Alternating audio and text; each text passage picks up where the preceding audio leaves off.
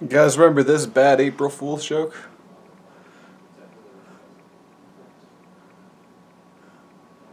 This may have been a bad idea. Look at this.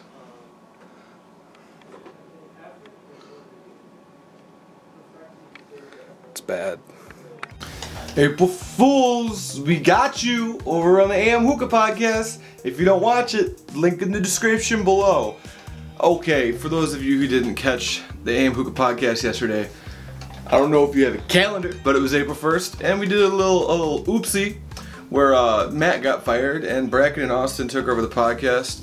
It was an obvious gag. We thought our followers over there would like it. If you haven't checked it out, go check it out, but we had a lot of fun. And really quick before we get into today's review, did you like Austin and Bracken doing that show? Because typically Matt and I do it, and that's the way we like to do things here on the AM Hookah podcast, hence the abbreviation. But I kind of think that Austin and Bracken did a pretty good job, so if you guys like that, maybe let us know. Maybe once in a while we let them do either the Monday show or like their own show. We thought that could be pretty cool because I really enjoyed doing it. That said, today let's go ahead and get into today's video review, which is going to be on Azure Island City Blend. And then as usual, we're going to do this based on the scent, flavor, and cloud output of the tobacco, as well as a few varying factors other than those main three. And for anyone who didn't catch the other Azure Dark flavors in the Rami Yucca Valley High Desert Smoke Series tobacco reviews, we repackage our Azure Dark. And right before we get into it, I do want to mention that this is the High Desert Smoke Series, and this stuff was sent to me by Rami, the guy who owns that spot. And if you're in or near Yucca Valley, California, go check this guy's shop out. If he's sending me this stuff, the stuff he probably has on premises of his shop is very high tier tobacco, good stuff. And you can source it locally if you're out there, so definitely go check that out. That said, I do repackage the Azure because I hate the bags that it comes in. It's got the Fumari thing going on where like, no, I don't want to get my hands messy every time I want to pack Azure. But we're gonna smell it really quick.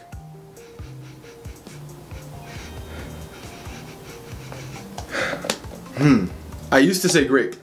When I first started smelling this, I said grape. I smoked through most of this to figure out what the fuck was going on. Grape takes a backseat in the scent of this flavor, although I think it does exist.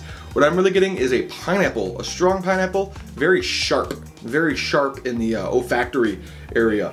And there's definitely a fruit medley behind it. Some would call it a tropical fruit medley. Nonetheless, it smells very good. We'll get more onto why maybe I thought it was grape or why I decided it may have been pineapple towards the end of this video.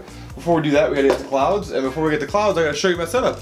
And surprise, surprise, it's the white matte pear. Did you catch my last video upload on Pipe Dream Hookah when I unboxed this thing? It's the stone bowl. It's the stone army bowl with the gold stripes, and this is number 6 of how many were there? 25. So that's pretty cool. We got a Provost on top, 3 titanium flats inside of it, and yeah, let's see if this stuff can make any clouds whatsoever. I'm gonna cleanse my palate first with a. Today we're not drinking the Croy. It's blackberry bubbly, everybody.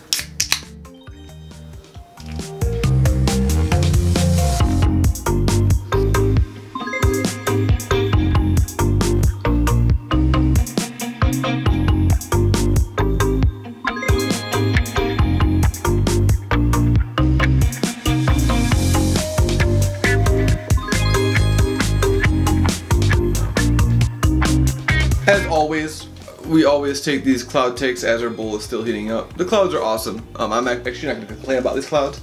Got a bit of a buzz going. A little bit more on that soon. Azure Dark does give a buzz. Spoiler alert to the ending segment of this video. Clouds are great. Nothing to turn your nose up at, and they will get bigger. You'll probably see that in the flavor take. And I would normally cut this video because my world is spinning a little bit right now. I cut these videos in the morning, and you know, when I don't eat, and then I eat after my bowl. And when you have a bowl for breakfast, your world spins round and around, and some of us like that. But yeah, the clouds are fine, nothing crazy to talk about there. Most of our modern hookah tobaccos make good clouds. Let's get into the flavor profile, see if it has anything to do with the way it smells. As usual, we'll do it on both the inhale and the exhale, because I find that describing a flavor profile using the inhale and the exhale helps better describe the different details and different notes and flavors you'll get out of your profile for these reviews. So as always, we'll start with the inhale.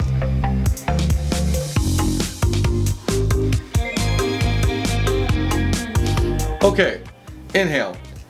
The scent of the tobacco is very well represented by the flavor of the tobacco on the inhale. Azure Dark has done this very well in the past, and I'm going to go ahead and predict that the rest of the Azure Dark flavors in this series will probably do the same thing. It's going to be kind of a pineapple flavor, a very sharp pineapple flavor. There's going to be a bit of a throat tickle on the inhale, and you're going to get a melody,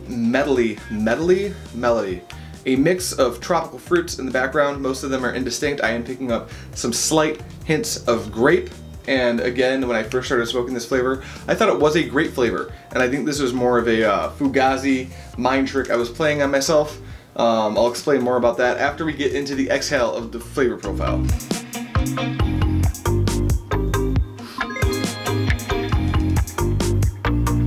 The exhale remains mostly unchanged. That sharpness goes away, obviously, because you're not getting that sharp pineapple on the inhale. The exhale doesn't burn. Not to say that the inhale does, but there's definitely that sharp pineapple on the inhale. It kind of disappears from the exhale, but the flavor profile mostly remains unchanged. It just dims 20 or 30%, like most flavors do on the exhale. You get a bit more saturation on your palate, but that, again, is something that happens on most exhales. A little bit of a story I have to tell you guys. After I get my initial thoughts together on a flavor, I will research the flavor to see what it's intended to taste like, if it's not obvious in the name of the flavor. And Island City Blend is the one we're reviewing today. And if I said Sweet Summer Sun at any point, that was another mind trick I forced myself into.